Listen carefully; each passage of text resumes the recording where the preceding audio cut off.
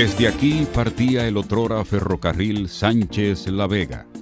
Aquí estuvo el puerto de Sánchez, donde los barcos atracaban para cargarse. De aquellos años solo quedan viejos rieles y muchos recuerdos. Fue una época muy maravillosa. Por aquí no había ni una sola casa, todo eso era ferrocarril. El 16 de agosto de 1887, el presidente Ulises Heró dejaba inaugurado el ferrocarril, el nuevo medio de transporte que fascinaba al mundo en aquella época. Se había expandido por Estados Unidos y Europa y comenzaba a ganar terreno en México y Cuba. Las primeras pruebas en el país se habían hecho en mayo de aquel año desde la estación de Las Cañitas. De allí salió una locomotora con 19 vagones. Después de las pruebas de lugar, el día de la restauración de la República en 1887, comenzaría una etapa de gran bonanza y esplendor económica en la zona del Cibao. Por aquí era que se movía toda la carga, principalmente toda la del Cibao. La de los Muneses, los Roy y otra compañía. Cacao, café, cera y coco, copra y muchísimos otros productos más. Por aquí era que se importaba el 90% de la carga. El ferrocarril Sánchez-La Vega tenía como principal propósito mover la producción del Cibao central y oriental. El cacao era el principal producto de exportación, dado que para entonces su siembra se había incrementado para dichos fines. El gran visionario y constructor del ferrocarril fue un reconocido promotor de la siembra de cacao y de tabaco. Se trata de Gregorio Riva, en honor a quien el municipio de Villarriba lleva su nombre. Era un acaudalado hacendado y comerciante del Cibao, dedicado a la exportación de productos agrícolas. Incluso promovió la canalización de los ríos Yuna y Camú, con el objetivo de viabilizar el transporte de pasajeros, productos y mercancías. Gregorio Riva era la figura de mayor influencia en el siglo XIX. Le ofrecieron varias veces la presidencia de la República, que no aceptó, pues no gustaba de la política. Cuando se iniciaron los trabajos del Ferrocarril Central Dominicano, del cual fue promotor, Riva se entregó a ello, impulsándolo, organizándolo, supervisando y controlando, y abandonó sus negocios. Hay que recordar que este fue el primer ferrocarril, el primer ferrocarril que funcionó para pasajeros y carga en el país. En principio nunca se habló del ferrocarril Sánchez-La Vega. Cuando se hablaba de la construcción de este medio de transporte, todo indicaba el ferrocarril Samaná-Santiago. En 1879, el gobierno dominicano le había cedido al norteamericano Allen Crosby la concesión para construir dicho medio de transporte. Por gestiones de Gregorio Riva, la concesión luego le fue traspasada al escocés Alexander Bird. Aunque al inicio se trataba del ferrocarril Samaná-Santiago, terminó siendo Sánchez-La Vega. Que en principio no era Sánchez-La Vega, era Samaná-Santiago. La compañía en principio se llamaba Samaná-Santiago Relays. Varias versiones explican el cambio. La primera, que parece que el ingeniero a cargo de la obra no entendió del todo las instrucciones del director. La segunda, que el inversionista escocés Alexander Bird recibió una extensa porción de tierra de un hacendado local, a cambio de que lo exonerara a él y a su familia del pago en el ferrocarril.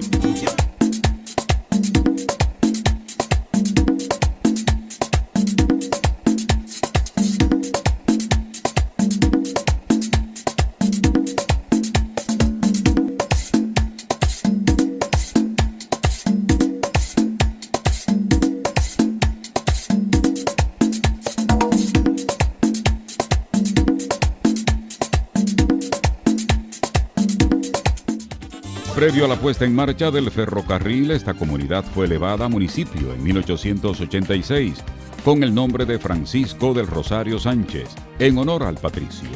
El municipio pertenece a la provincia Samaná. Por ejemplo, mi abuelo era oficial de aduana en la aduana de Sánchez, o sea, estuvo siempre cerca en el ferrocarril ahí. Tomás Díaz Romero es profesor. Nació, se crió y vive en Sánchez. Trata de que ahí se levante un museo sobre el otrora ferrocarril. Mi padre trabajó en la aduana de Sánchez. Bueno, y prácticamente mi familia paterna, casi todas, fueron empleados de aduana. eran emigrantes puertorriqueños que llegaron acá y de inmediato se insertaron en la vida laboral del municipio de Sánchez. Además de la ruta Sánchez-La Vega, construida con recursos privados, luego el gobierno dominicano asumiría la construcción del tramo Lajín-San Francisco de Macorís. En lo que fue la estación del ferrocarril en San Francisco de Macorís, hoy funciona el Cuerpo de Bomberos. El tramo Lajín-San Francisco de Macorís fue inaugurado por Lilis el 16 de agosto de 1895. Un tercer tramo sería inaugurado por el presidente Mon Cáceres el 28 de septiembre de 1908 y comprendería Las Cabullas, Villatapia, Salcedo y Moca. El ferrocarril, por eso se llama Ferrocarril Sánchez-La Vega, pero él hacía mucho recorrido que no iba hacia La Vega, porque el ferrocarril salía de aquí cogía Molinillo, de ahí llegaba a Pimentel, Castillo, La Ceiba de Otto, muchísimos sitios. Entonces cuando llegaba los lados de Las Guaranas, ahí se desviaba, una parte cogía para La Vega. Gregorio Olivo Cherry trabajó como mecánico en el ferrocarril. Toda su vida la ha vivido en Sánchez.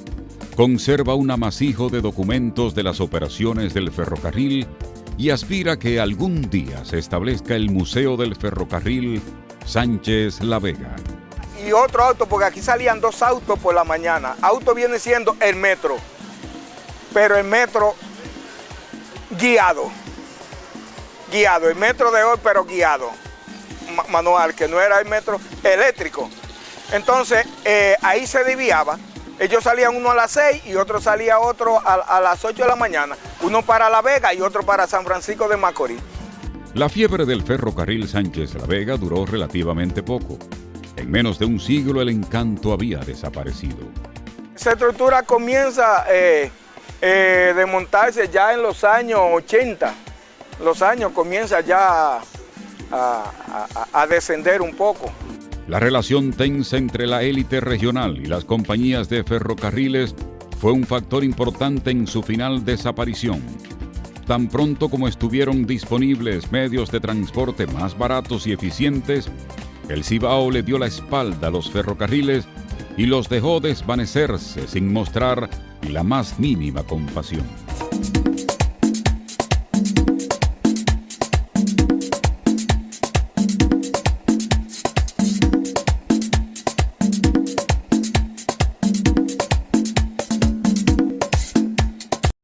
Razones de por qué la desaparición del ferrocarril Sánchez-La Vega fue su funcionamiento inadecuado, que lo hizo muy vulnerable a las temporadas de lluvias y las tierras pantanosas de Villarriba y Sánchez. Además, sostiene que las guerras intestinas de las primeras 2 décadas del siglo XX también lo afectaron. Ahora, la otra parte es que ya cuando prácticamente no se estaba haciendo negocio a través del puerto, el puerto también le quitó vida al ferrocarril, porque uno de los objetivos del ferrocarril era traer los productos de todo el Cibao y sacarlos por el puerto de Sánchez. Pero el puerto fue sedimentándose y perdiendo condición. De aquel ferrocarril que dio vida a estos pueblos y los impulsó al desarrollo, solo quedan algunos vestigios y la nostalgia de una floreciente época pasada.